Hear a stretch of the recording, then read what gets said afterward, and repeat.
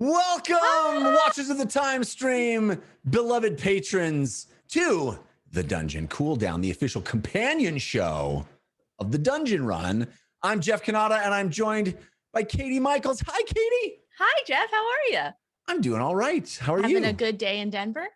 I am having a good day in Denver. I'm in the future, you know. I'm an hour ahead of you, so that's great. That's why I'm going to start calling you for all the news updates. Yeah, if anything happens, I'll let you know. I have a video playing in the background. It's because it's the shoe brand that you just told me, and I need to turn it off. Okay. Oh, you're gonna like it. You're gonna like it. I'm really excited. I'm really excited about this episode that we're about to do right now because there's so much to talk about. We have awesome questions from the patrons. I want to mention, of course, if you're watching this on demand, it is because you are a patron. This show is created for you and because of you. So thank you for supporting the show at patreon.com/thedungeonrun. If you're watching this live, please consider becoming a patron. It's how you'll get the exclusive VOD of the show. There's lots of other cool perks. There's cast secrets, really great cast secret this week, which I think we're going to be kind of talking a little bit more about, even though I haven't watched it. And I don't think we're supposed to watch it. It's a secret, but we'll talk about what it is. And it's really great. I haven't watched it. But it's great that it exists. It's so great. I mean, the point I'm trying to make is there's a lot of people that wanted to hear Ron on the show, and you're going to be able to hear Ron's take on what happened last week in his cast secret. That's what I'm saying. Yeah, it's a really great concept that we haven't watched. I can't watch. Yeah, I'm terrible at this. No, you're not. You're so good. So no, but there's lots of other really cool stuff as well. So please consider becoming a patron, including just the bit of a tease of an announcement, not a full announcement, but the bit of a tease of an announcement of yet another new show. Jared posted something in the patron feed that kind of describes what the next new show on the Dungeon Run Network is going to be. And I think it's going to be really, really cool for fans of D&D. So lots of stuff happening, and it's all because of our patrons. So thank you all for supporting the show. Thank you so much. Also, I see that Ron Ogden, who's the man of the hour, is in chat. So all right. Well, I mean, that should lead us to our first question from the patrons. This one comes from Bradley Potts, who posted, I have a question. How dare you not force Ron to attend the cooldown this week? I don't care if he's done 50 in a row. He's got to dish on that performance. Okay, fine. You guys are great too. All right. Jeff, do you want to take this question, or should we both give our answer? Yeah, no, go ahead, Kate. I think the thing I was trying to build up to in the beginning was you get to have Ron's insight in the cast secret. So that's really cool. We basically gave him a cast secret to give you the full lowdown. He'll be on another one soon. But also, we thought it would be fun to talk about Ron's decision. Yeah, behind his back, in front of his face. Back, yeah. Because I think we all took that decision very differently, or reacted to it very differently. Some stronger than others. Well, let's say right up front, spoilers for episode 92 was the last one? 92? Yes, can you believe it? 92. Many spoilers. 92. I mean, we're heading into triple digits up in here. Yes. So the Seeds of Sacrifice, full spoilers. We're going to talk about it openly. So if you have not watched it, I would suggest watching it before you watch this, because it's a pretty surprising episode. Surprised me, that's for sure. And it's a big Uggo moment. We had a big, we've been in Thorn for several episodes. This is kind of Uggo's backstory, very much Uggo-centric arc of our little story here. And here's a question.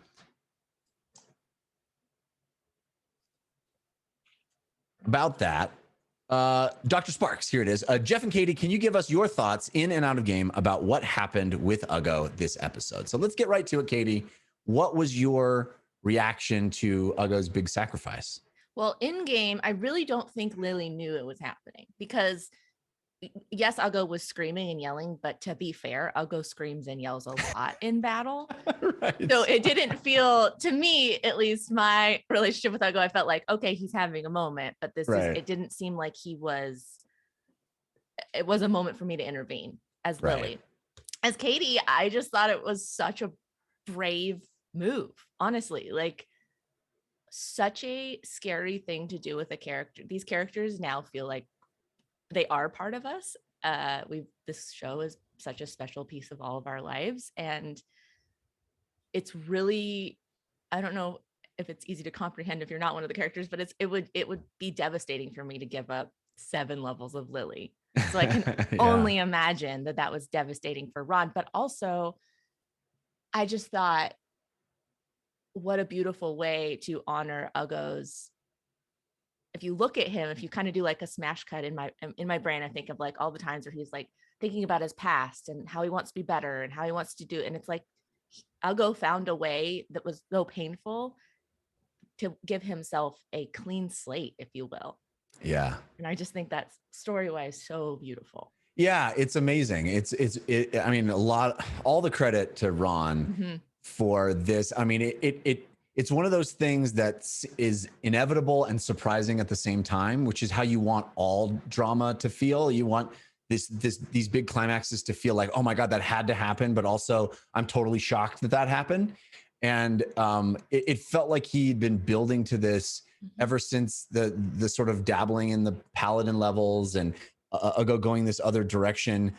But also, you know, we'd had 2 or 3 episodes now with Uggo sort of making big speeches to the assembled orcs of Thorn and even making smaller speeches to just individual members of the community of orcs. And all of them, I think, were beautiful speeches and these beautiful sentiments. But I always felt, as the guy playing the other orcs, that it wasn't, he couldn't ever just make a speech and it would all be okay. You know, it never felt like that was enough to settle the biggest problems of the city. And Ron did such a great job expressing Uggo's point of view and what he wanted for Thorn and this vision of the future of changing the city as its new leader. And all of that was very inspiring, I think. But I always felt when I was playing the other orcs or even just playing the crowd or whatever, that if I'm that other orc, it's not enough. Right? It's not enough to just hear how he envisions the future. And somehow Ron managed to create this moment where he could actually give something of himself and make an example that's more than just words. And I thought that was really powerful. And it was the only thing that I felt like really did add some closure to Thorn. I mean, it's not super closure, right? There's still things that are problematic there, but it at least, I think, gave a justification for all those orcs to say, okay, there is something to your vision of the future, and it's not just empty words. You are actually putting your money where your mouth is. And I don't know, it just made sense narratively all of a sudden, like everything came together and it went, oh, okay. Yeah, it also feels like Uggo's always had this little like piece of sadness there's this thing of him that he's like never fully fulfilled for him, of like redemption, you know? Yeah. And I feel like it kind of touched on that too for him. So I mean, kudos to Ron for going there and, having the courage to, really risk something like that. And it's one of those things that we said it in the moment, you don't see ever, at least I have never seen. But like I said, made total sense in the moment. Like it just felt like, oh, if we're doing this, then we got to do it completely and really go there. And I'm really happy that Ron was willing to do that. He jumped in, and we talk about that a lot with the show, is jumping in with both feet and sort of just trusting the other players to support you and go with you. I want to ask you also, Katie, what you thought of Civ's reaction and sort of tackling Uggo and how that all played out from Katie's point of view and from Lily's point of view. Well, from Lily's point of view, I honestly, from both of me and Lily's point of view, I feel like it makes sense for Civ to do that. Like that to me felt very on brand, I guess. It felt very much like how Civ would react to a moment like that of, wait, well, what are you doing? Let's talk about this. Let's think about this. This is a decision that's going to greatly affect your power, you know, which is something Civ holds really dearly. So I felt like that was absolutely the move that Civ would make. It made sense. I was surprised that Jared did it a little bit, but then after I think about it, it's like, yeah, Civ would do that. Yeah. Mainly because I was surprised anybody would be able to know what was happening. But I do think Civ and Uggo have this bond of both being in more tragic situations than a lot of us. And so I guess I look at it like that. Maybe Civ is more in touch with the way Uggo was acting and the way like his pain was being expressed. Yeah. Yeah. In the moment, as the DM, I thought for a second, like, do I stop this? Do I prevent? Because I didn't want there to be this, you know, one player trying to prevent another player from doing something. Right. And I thought, well, I could have the orcs stop it, right? If they're seeing Civ charge Uggo. And then I thought, you know, no, I this is going to play out how it's going to play out. And I trusted Jared and I trusted Ron to work through it respectfully with each other and not have it be contentious in any way. And I'm really glad that we played that moment out, because I think it created a really kind of beautiful thing between them, and in making that whole scene, I think, even more intense, because you see one character just saying, please don't do this. And I think it would have been very different if it was all of us, right? But it was just Civ and it was just Uggo. And I think that's such a credit to you, Jeff, about you're not a helicopter DM, if you will. Like, you don't guide our story to, like, you do, but you also let us do things even if you're like, I don't know, this feels crazy or whatever. And I think that I don't know, that's really special to have too. Well, thanks. I mean, it's all about trying to facilitate you guys making interesting choices, and you all seem to always deliver on that count. I mean, there's a question that I think that leads us right into here. KRP Rent, KR Print, I don't know. Says, Jeff, I know you can't spoil anything, but do you have any ideas on where things might go with Uggo now? I don't know, man. That's part of the thing that's so exciting about what happened last week, is that we are in uncharted territory. It is, we're going to find it out together, right? We're going to discover it as we go. And I think that adds such an immediacy and an excitement to the proceedings. Yeah. Talk about raising the stakes. We have no idea what's going to happen. Yeah. Yeah. And it's not, I don't think that the show was, or, you know, moments were flat before, but this is this wonderful, juicy, gotta be in the moment, gotta really think through all the stuff that's happening. It just, like you said, raises the stakes. And I love that. I love where, you know, I don't have an idea of what this means for Uggo in any sort of long term. And it is going to be a process of discovery with Ron and with all of you as we figure it out. I mean, I was just thinking this week about, like, the next time we're in battle, it's going to be such a learning moment constantly, because Uggo is our barbarian, you know, has been our tank. And so we're going to have to strategize differently. And I think that's cool. I like that it changes things up, you know, and who knows what this means for the future. But I think those questions are good questions to have. Totally. And it makes it makes it very dynamic as a story too. This actually kind of leads into Uncle CW asked a question. Intense moments in this past episode blew up my group messages for D&D games. But what are some other examples of, well, that's a first for you guys in a D&D game? Well, for me, I mean, a big one is, doing the solo stuff with Jessica. Yeah. That I've never done anything like that before. And I was not sure how it was going to work, if it was going to work. And I really loved that we all jumped in with that, with, you know, splitting the show in half and having you guys in half and her in half. I had no idea how all that was going to work, and I just really wanted to try it, and I'm glad we did. It seemed to work pretty well. I can't wait. Can we watch that yet? We still can't watch that, right? I mean, she's told you guys almost everything that happened. I don't know the protocol exactly. Yeah, I haven't watched it. I haven't watched it yet because I'm not sure if she's told us everything or the way she's told, Yeah. There's so much to that, but I do want to see it sometime. I think you'll really like it. I think you'll be impressed.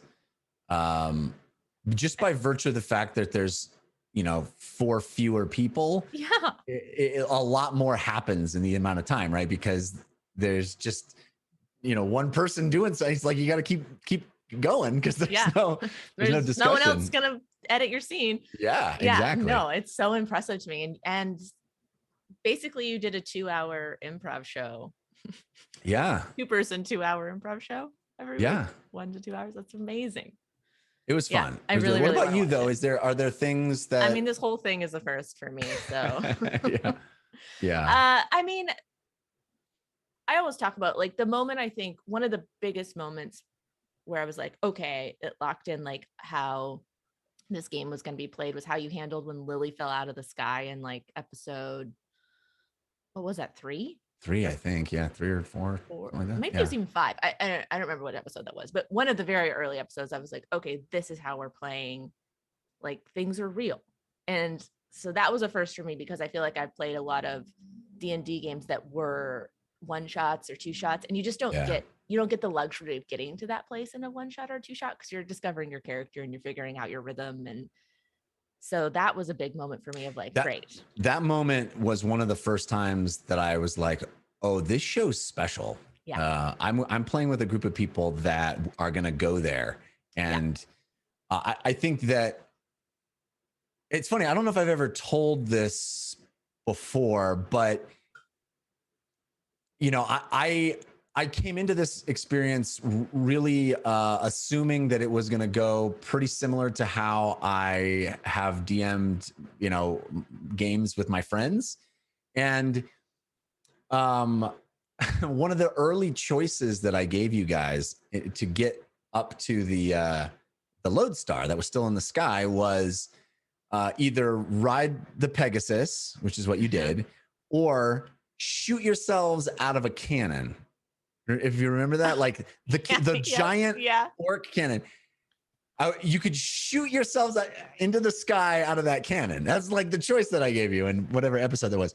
And I was so certain that you were going to shoot yourselves out of the cannon because the guys that I played with 100% would have shot themselves out of the cannon, right? There's no universe where they're riding the Pegasus up there. If they have an fully forgot about this choice that you gave us. I fully forgot. So I had prepared. I mean, we did so much stuff like to prepare about the cannon thing. There was going to be this cool physical gag in the theater with the cannon fire. We did, and the production team at Caffeine, they were like, are you sure they're going to do this? I was like, dude, believe me, they're going to choose the cannon. Trust me. And I was so wrong. And in retrospect, like, I love that. I mean, our show, I think, is fun and funny. Mm-hmm. It is fun and funny. But the fact that you all take the situations seriously and play them, like, of course, those characters wouldn't just climb into a cannon and shoot themselves into the sky when there's an opportunity to tame Pegasus and do it in a responsible manner. But in those early episodes, I didn't know you guys well, and I just assumed it was going to be none of us knew each other well. Wacky fun times D&D, like I was used to with my guys. That my gang of knuckleheads that I played with. Anyway, so that was a That's so funny. And you falling out of the sky. That was like all wrapped up in that thing of, oh, we're in something that is really special. This isn't just this isn't just a game here. We're actually telling a grounded, emotional story. And I was like, okay, well, now we're in it. And I've loved every second since. Yeah. I think that was probably a big moment for everybody. Because I do think it was kind of our first serious thing that had happened or like life-threatening thing that had happened. And the way we reacted, I think, did kind of lock in. Yeah. how we play the game.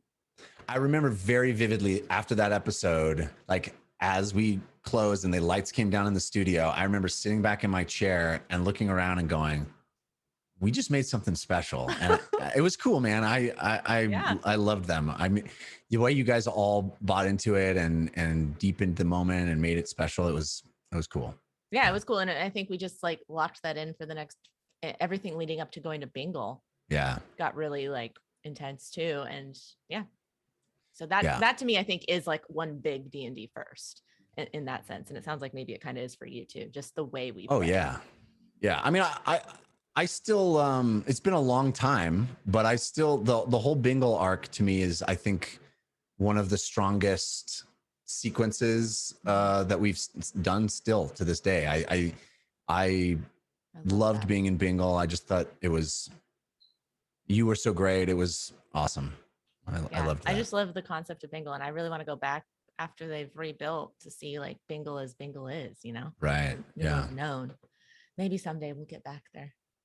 Lots to do, of course. There's just lots to do. Not top on the priority. Okay. More questions. Yeah. Let's see. Oh, did you already did this one? Well, here's one that I kind of builds on what we were just talking about. This is from Nest the Hero. It says, Katie, we've seen explorations into the quest lines of several characters in recent episodes. We explored Civ's past in Ulsvach. We saw Uggo grow into his destiny in Thorn. What do you think still needs to be told about Lily's story? Well, I think there's actually a lot for Lily still, because I've been thinking about this a lot lately. Is I think when Lily came into this, just much like Katie came into this, which was a conscious choice on my part, is she was very new to adventuring and how she handled things. But I think, especially with Ulsvach and all the Ashen Mage stuff with Behemoth, and now the thing with Uggo, I think Lily has some and like her new rage spell. Like, I don't know. Yeah. I think Lily is kind of going through a adventuring puberty, if you will. Like, there's a lot that she has to figure out how she wants to handle these situations, because they're getting increasingly darker, I think, in a situation, and our decisions are getting less one obvious choice, one less obvious choice. Like, yeah, they're getting to be, oh, both of these decisions, someone gets hurt. Both of these decisions, not ideal situation. And I think we haven't had a ton of those until recently. And that's something I've been thinking about with Lily, because normally she's, the like moral, what's the least path of least resistant, path of least hurt, feelings hurt, right, physically, whatever.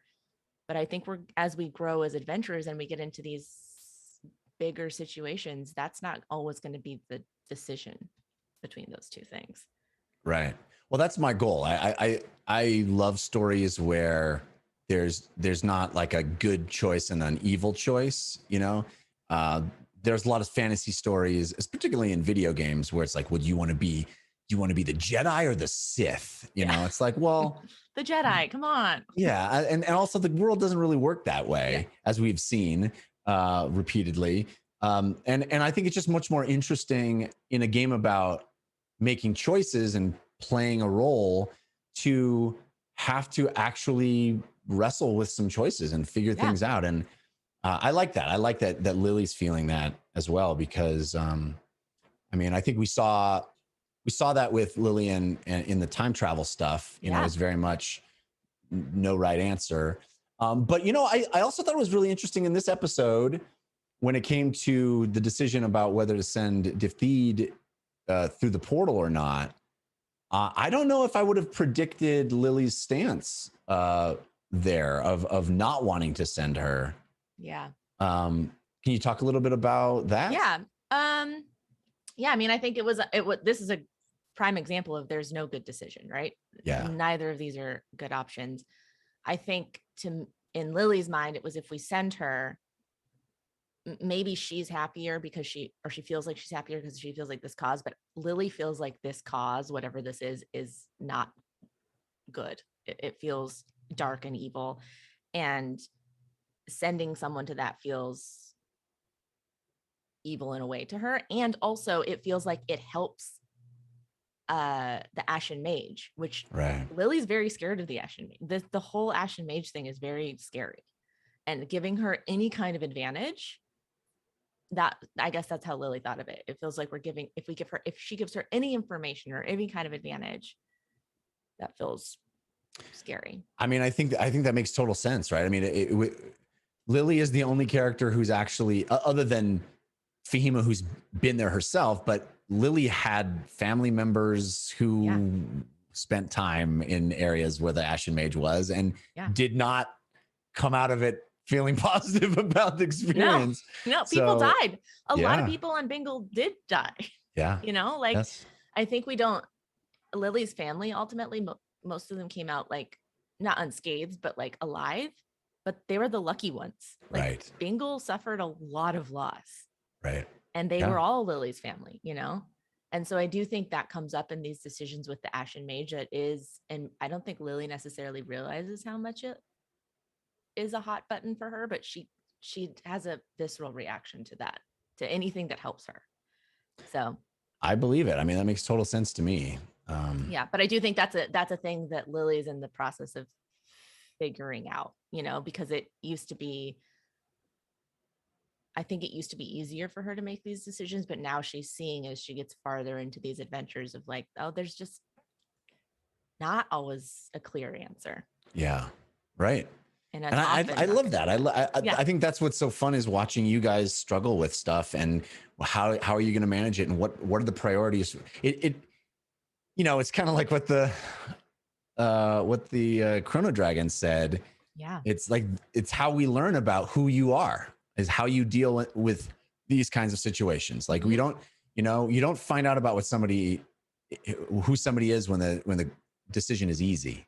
You know, you find out who they are when the decision is hard. Yeah. And I think that's, for me, that's fun storytelling. Yeah. And I think everybody's kind of going through that right now, right? I think everybody's kind of having a moment of like, the path is not as clear as it once was. Yeah. Because I think at the beginning it felt clear of like, this is what we do next. This is what we do next. And now it feels like, oh, it's not as clear. And the people that were helping us don't know as much. And now we have like big decisions that we have to make, and the consequences are on our shoulders, you know? Yeah. So act 2. That's what I like to do. Act 2. But I think we're definitely feeling that as a party, and as players, and as characters. You know, I think we're all feeling this of like, what do we do now? Because there's a lot of options. All right. What other questions do we have here? Here, Forever Strong 77 says, Jeff, would you have presented Uggo with the same choice if you knew he would do it? I know as a DM, sometimes I will give grave choices like this, sometimes expecting the players to turn it down, sometimes expecting them to accept. And Katie, what's running through Lily's mind right now? How is she coping with everything that just took place? I don't know if I think about it like that. I mean, I definitely have learned that I can't give you guys an option without the real possibility that you'll take it. I mean, we just talked about the canon thing, like, you know, the Pegasus. I just didn't think that was going to happen at all. So I learned that very early, that, you know, we're like all very unconventional D&D players, which poor Jeff has like never knows what was going to happen. I never know what you guys are going to choose. So yeah, I'm never going to leave a option open without the possibility of you all taking it. So I don't know if I didn't present that to Ron thinking he wasn't going to do it at all. Because also we know that Ron is willing to jump off the cliff if he thinks it's right for his character. So in the moment, I definitely was thinking that's probably what he's going to do. And it felt really exciting. Like that whole notion, it really came from Ron, you know, and it felt like he wanted to do something big and impactful, and wanted to do something that would mean something to Uggo, and it just felt right in the moment. You know what, you're really good in these moments though, Jeff, because Uggo had a similar moment in the Blood Forest when he rolled all those dice, and you were like, what you do really well, I think, is you don't say no, we can't do that, but you do say, I want to be very clear that these are the consequences. I want to be like, you are so good about being like, listen, I'm on board, but I want to be extremely clear. Well, we're going to lose 7 levels. That time when he was rolling all those dice, I was like, you need to explain to me how there's any possibility that you don't die, because I don't see how it's gonna happen. Yeah. You know, it's like, I'm all up for like rolling the dice and see what happens, but this seems like a sure bet that you die. We just need to do like a smash cut of all the times Jeff's like, I want to be very clear. Yeah. I mean, I don't think there's any way you could have known that was going to happen or be an option, really. I don't know. I mean, yeah, it's just wonderful to play with players like you guys who are so committed and are so willing to trust each other and trust me and trust the story and leap in with both feet. And we see it week in and week out, that even little moments where we're all exploring it together, we're all figuring it out, and it turns into these beautiful things. You know, I'm so pleased and honored to be part of it. Same. It's really special. And it's really fun being 92 episodes in and now seeing people's characters change and the changes that we're experiencing in real time. I mean, I'll be honest, as a player, I'm not struggling, but I'm like really having to think hard about how Lily is changing, because she is. Yeah. Like, that's just it. She is. And I have to like be very careful with her, because she's precious to me, to make her true to Lily, but also allow her to change. I love hearing you say that, because I think that is the beauty of serialized storytelling. Long form storytelling like this isn't to have the character that you created, 2+ years ago be the same one that you're playing now, right? The whole goal is to have all of these things that we've been through together affected and grow and change. And I love seeing that with Lily. I mean, Lily, I think Lily is the one that probably changed the fastest, the most, in the sense that like all the bingo stuff happened really quickly, and Lily was like the most naive character coming into the adventure, and it was like a trial by fire. You're just and then her immediate home and family was affected right away, Yes. But I love how like that the tendrils of that are still present, and you see Lily maturing and getting more sophisticated from a sort of personality level, but also I love seeing her now with this awesome crossbow and like being able to do new, cooler things and experimenting in different ways. And I can't wait to see the first time the Rage song comes out. I know. It's gonna be the right moment. I definitely think that is a fun point that we're at right now, and we'll have continuously been at, but we're kind of hitting like this boiling point, right? Of like 92 episodes, things are changing. So what else we got in here? I saw your question. Someone highlighted a question, and I did see it. How does Lily feel about the tension between Civ and Uggo, 2 people she loves but very differently? Well, this also comes into one of the things I think Lily's been thinking a lot about, as someone who's like a mediator often of the group, is I think she's realizing she needs to do that less between people, because I think Lily's thinking like people need to learn how to but people need to work things out together.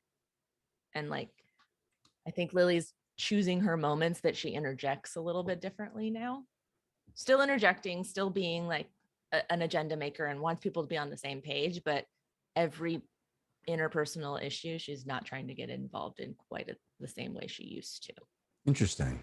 Yeah, that's interesting. A little bit.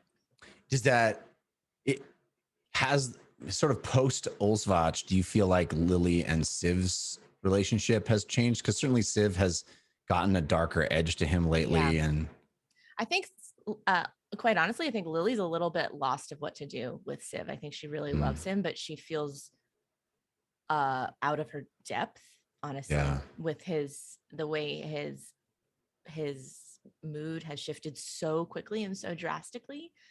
And Civ and Lily had that really great moment together 6 episodes ago, or when we were still with Liliana and all before we had gone into Thorn.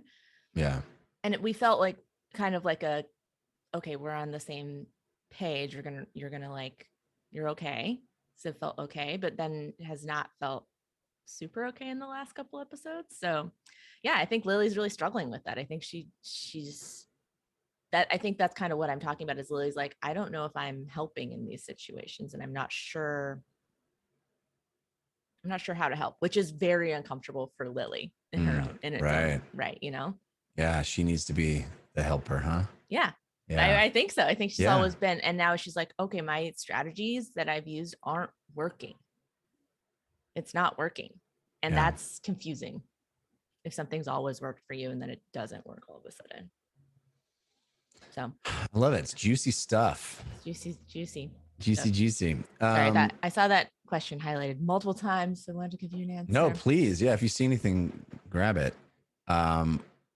This person, I'm going to keep asking until I get an answer. I get it. I think this person, Spoofers132, also had another question. Not really fair, because they're using the purpley thing that jumps out of my eyes, but I'll allow it. Spoofers132 says, Jeff, in the grand scheme of story plot, there was no quote unquote need for the whole Whitebeard time warp arc. Why did you feel you needed to spend however many episodes exploring that? I don't agree with the premise of your question. There was no need in the sense that wasn't part of the plan. Like if there had never been a COVID, we would probably have never done the time travel-y thing. Like that was a way to pause the main story a little while. Do people know that?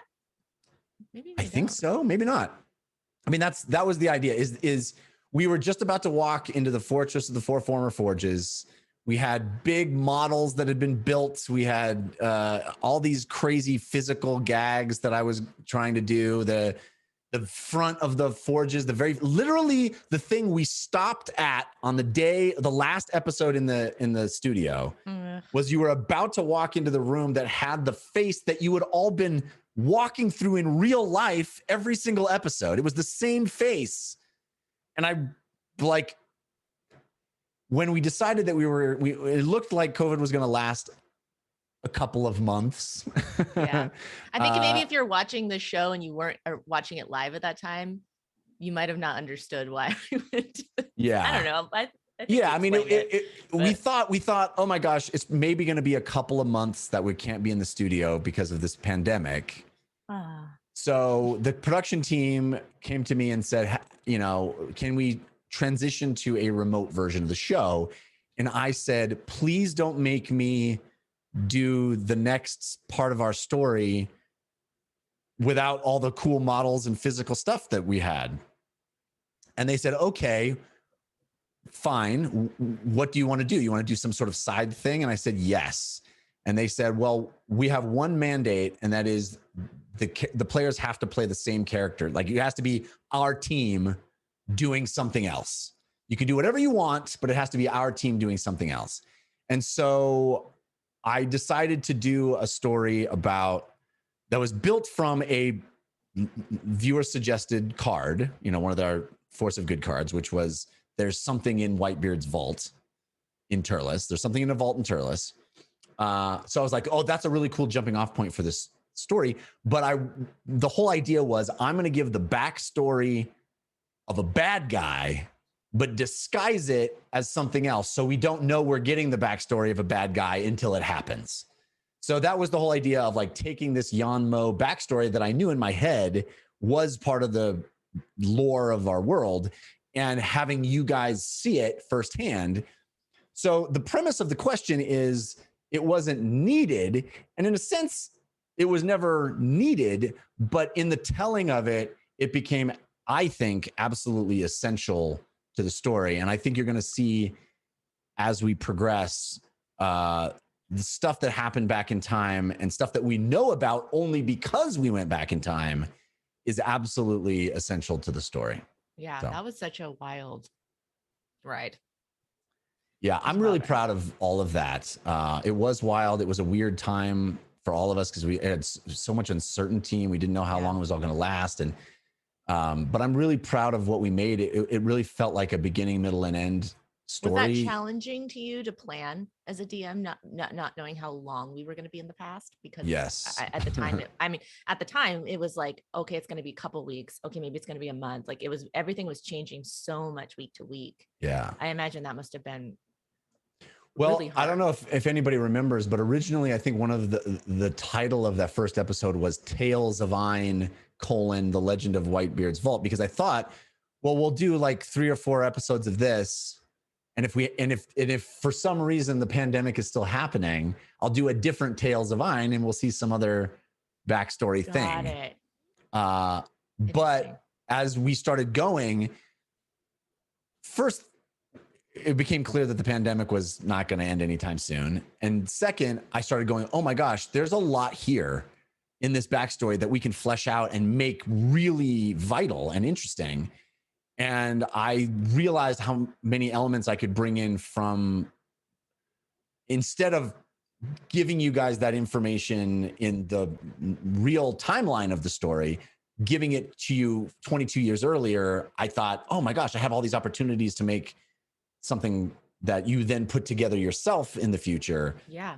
Anyway, so it just sort of one of those serendipitous kind of things that presented itself as an opportunity. This kind of leads into one of our last questions from the Patreon, is from Quinn Locks. I've always wondered about the behind the scenes of an episode. Jeff, what's a work week for the DM look like? They also asked me what they said. Also, Katie, since the independent phase of the show, you said you're the list maker, office manager for the team. They just want to know about our administrative tasks. Well, why don't you start? Because you do. Katie and Morgan basically have taken up the producer role of the show since we've been producing it ourselves, and you guys have been doing a phenomenal job. So tell folks what that's like. Morgan is amazing. I think honestly what this is referring to is that Jeff at one point said Lily is the agenda maker and so is Katie, and that's because I literally make our agendas for our weekly staff meeting. So that's a big one. But I mean, we're doing all of it, so it's a lot of things.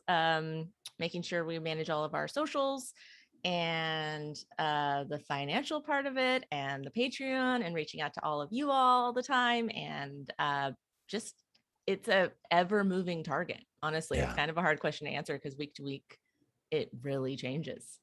Yeah, there's a million, which I imagine is similar to you. Million moving pieces. I mean, it's impressive what Morgan and Katie are able to do in keeping all of us in line and picking up this very unwieldy beast of a show that was created and designed on one platform with a number of people that were assigned to do certain things, and figuring out how to reshape that thing and shoehorn it into a completely different thing altogether, and do, Katie and Morgan do like 10 people's jobs. It's pretty impressive, and keeping all of those moving pieces and figuring out all the different people we need to call and interact Everyone with. Everyone is doing a ton of work. I mean, honestly, it is an all hands on deck situation. Everyone is I think everybody's doing multiple people's jobs, honestly.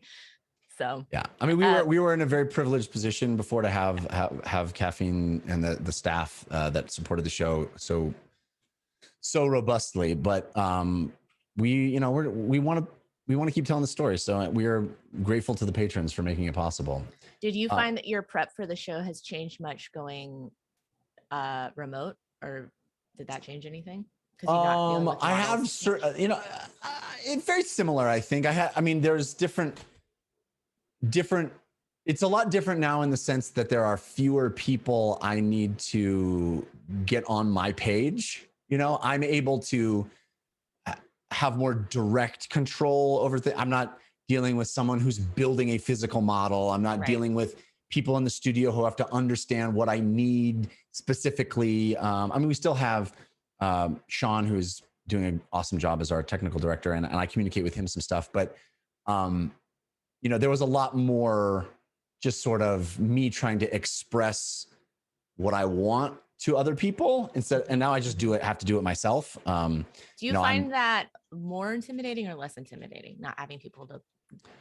I have to admit, I loved having people. Because I was going to say, I feel like I thrive in being like, is this like, does this make sense? Like, because I don't know, I think as like artists, we can get really inside of our head, and then it's scary the first time you like do something. Yeah.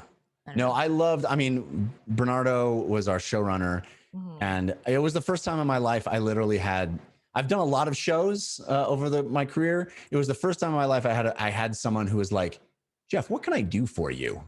And I would be like, well, I need this and that. And he's like, okay, I'll take care of that. And I was like, that's incredible. I don't have to do it myself. Bernardo is insanely good. Yeah, insanely good. You're right. And just always, Bernardo was the person who's like very quiet, very like just would take care of things and like come and go. And you'd be like, oh, that was just taken care of. Yeah. But Bernardo was doing so much. Yeah, he was amazing. And he made my life so much easier, anticipated things I might need.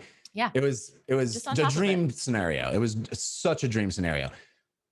Now, you know, I have to do all that stuff myself, and it leads to more stress and more work, but it's, you know, I can't complain. I'm making a Dungeons and Dragons show.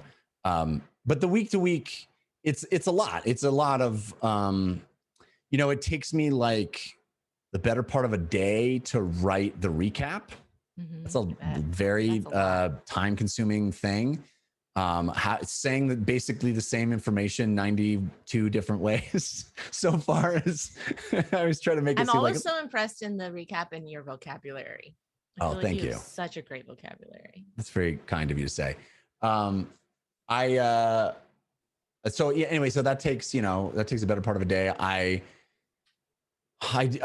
The majority of the time, honestly, is spent thinking, and there's really never a time when I'm not thinking. It's a lot of working through things and trying to build out that mind palace I've talked about a number of times before. Like what makes sense? Where does that, how does that all relate to each other? Who are the people? Like, what are they likely to ask about these situations and how that structure works and all that?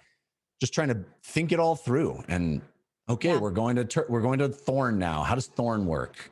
Interacting with Ron and saying, okay, you know, what is important for Uggo to find in Thorn? All that stuff. So there's a lot of just sort of mental creative work that is never off. I'm constantly, I'll be pushing my kids on the swings and thinking about Uggo and Thorn, you know, or Lily or whatever. Yeah. Isn't it funny when things come to you, you're like, hold on, I need a moment. I find that with like Lily songs or something like that. I'll be like in the weirdest place. I'll be like, oh wait, I haven't, I got, hold on.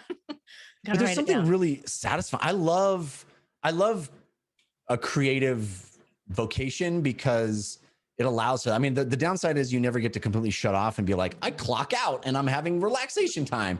But you can't take your brain out. Unfortunately, that's not an option. Yeah. But it is lovely, that feeling of just being able to escape into that imaginative place for a while.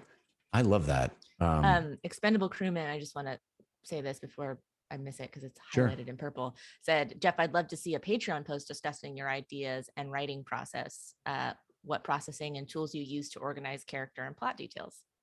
Be fascinating. I will definitely do that. That sounds like a great idea. Thank you for that suggestion. Good idea. I will. I think I've heard a lot of people are just curious how you manage the story that is, I'm curious, a story that's so big at this point. Yeah.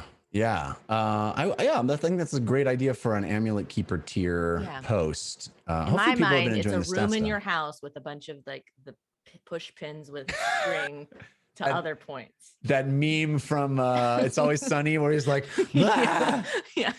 That's what your week to week looks like to me. I don't have a physical version, but that is absolutely in my brain all the time.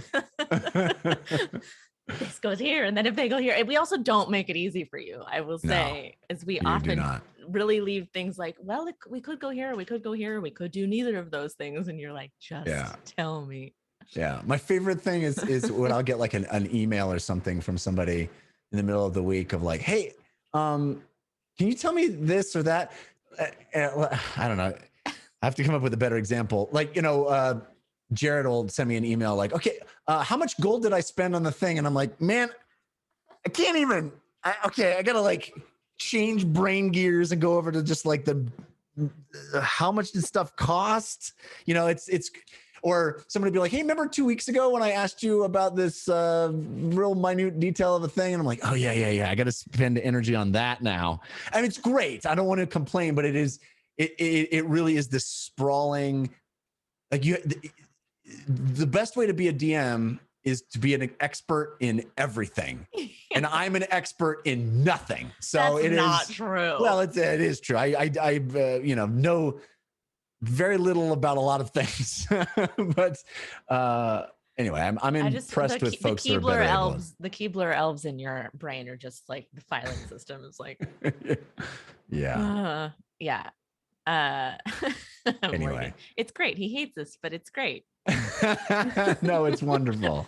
It's wonderful, but it's anyway, I think we're kind of getting up to time. I don't know if there's any. I'm trying to look through the chat really quick and see if there's anything I missed. I hope we can get a Dungeon Run movie one day. Cypher Logic. Me too. That would be awesome. I always think about like if there was a Dungeon Run movie, would it just be our first couple episodes? I don't know. That's a good. I mean, it's like you couldn't do. You'd have to stop, like not too far in, because there's so much story. Yeah, well, of course, we'd need a trilogy of movies. Yeah. Or a TV series. Like there you go. Like a Game of Thrones style. Yeah. I mean, I dream about that all the time. I mean, I'd even love just a graphic novel would be unbelievable. I think our first episode was so beautiful and like so much happened, and it was, I don't know, our first couple episodes would be such a great movie. And Katie Jeff is very good with his vocabulary. I thank you, spoofers 132 for agreeing with me. I'm just making sure I didn't miss anything. Yeah, I think the Patreon post on your writing process would be really cool. Yeah, I think that's a great idea. I appreciate the suggestion, and I'm having a lot of fun doing those Amulet Keeper tier posts with. I had a really fun time going back. I don't know if you saw, Katie, but the one I just posted a few days ago was the monsters from our Halloween episode. And I went back and watched some of it, and like just seeing us all dressed up like goth kids was oh my gosh, very funny to revisit. That was so fun. The amount of eyeliner between you and Jared and Morgan was, it was amazing. Yeah, I think Jared went full clown. Jared did. Damien Seven says, for Jeff, how did you come up with the Wardens of Vine? Was there an inspiration from a form of media or just a random thought? That's a cool question. Well, that was something that I carried over when Alex Albrecht invited me to do the Dungeon Run. He was putting together a show for Caffeine. He said, hey, I'm doing a Dungeons & Dragons show. I'd love for you to be the DM. I said, oh man, okay. I have no idea what I'll do. And he's like, well, why don't you just repurpose one of the adventures that you did with our group? Because I was the DM for my group of friends, of which Alex was one. And so I had done this thing that was sort of about these wardens. It's obviously become much bigger and grander now, 92 episodes later. But the original idea for that was I saw a picture in one of the Dungeons and Dragons books. It's around here somewhere in a box still. I can't remember which book, but I'll look it up if people are interested. Anyway, it showed a floating tower on a cloud, this big tower floating on a cloud. And I thought that was such a cool image. And I immediately, I don't know why, but I immediately was like, what a cool place to be a prison for a giant. Like, what if you had a tower that was in the clouds and there was this enormous titan that imprisoned in it? How cool would that be? And what a cool thing would be to have, heroes come up and free this enormous thing that was stuck in this cloud tower. And that was the idea. That was where it came from, was That's that awesome. Seems like a neat sequence, a cool image. And then all of the rest of it came from that. And then the Mind Palace opened up. Yeah, you just kind of build from there. Anyway. Fail Waffle says both of our Halloween episodes were amazing. Thank you, Fail Waffle. Witch Space says, question for Lily: how is it coming on training the others on spur of the moment bartery for the inevitable musical episode? Spur of the moment bartery. I really love the term spur of the moment bartery. I guess I got some work to do if we're gonna have an impromptu musical episode. I love it. I want that to happen. I'll just sit back and watch. And make everybody sing. All you do at the beginning is you go, oh, by the way, all interactions have to be sung. Spur of the moment. Hey, that could be a good Team Force of Good card. Or maybe it's Team Force of Evil. I don't know. One of the cards. Yeah, that's a really good idea for the entire episode has to be sung. Or like certain interactions have to be sung. I think it would have to be certain interactions because an entire 4-hour episode where everyone's singing would get old very, very fast. It's got to be the right episode too. You don't want to have like the trial of Braca. You know? Is he guilty? Is he not? We don't know. Yeah. Cut off my head. Cut off my head. Smash went the mall. Yeah. That's Braca singing "Cut Off My Head." Yes, I don't know. I really love it. I mean, I think it's great. I think there's definitely an opportunity. People are into it in chat, so you never know. We'll just spring it on the rest of the group. Yeah, don't Everyone mention it to them until it happens. I guarantee you, Ron will be stoked. I guarantee it, because Ron and I both love improvised musicals, so. We'll have fun. Everybody else will hate us. But next week we're going to Turles. Going to Turles. Finally going to Turles. I'm excited. Do you have any look forward thoughts of what you might want to see there? I mean, obviously lots to do in Turles. Lots to do. I obviously would love to try and find Jorl if we can. I'm also just very curious the state of Turles because things are really we're escalating quite rapidly when we left Turles, and now that we are wanted in Turles, that's going to be interesting. And also, I'm excited to find this vault. And to do what? The vault. Oh, yes, find the vault. Yes. That's like a big. I don't know. I'm just curious what's in it. Yes. Very, very excited. Well, tune in 6 p.m. Pacific time on Wednesday at twitch.tv/The Dungeon Run, and you can not only see what Katie and the rest of the team will be experiencing in Turles, but you will also be able to participate in all sorts of wonderful ways. We appreciate you guys all being there. We appreciate you being here and joining us on the Cooldown and supporting the show via Patreon and making this show possible. You all are amazing. Witch Space says it's a rumor they're never going to Turles. I think it's been 4 weeks in a row that I told the music girls, like, prepare some Turles music because I think they're going. Nothing's changed there. Nothing's changed. Thank you, everybody. Happy Monday. Yeah. We love you. We'll see you so soon. Humankind. Be both. Doing great, Girk.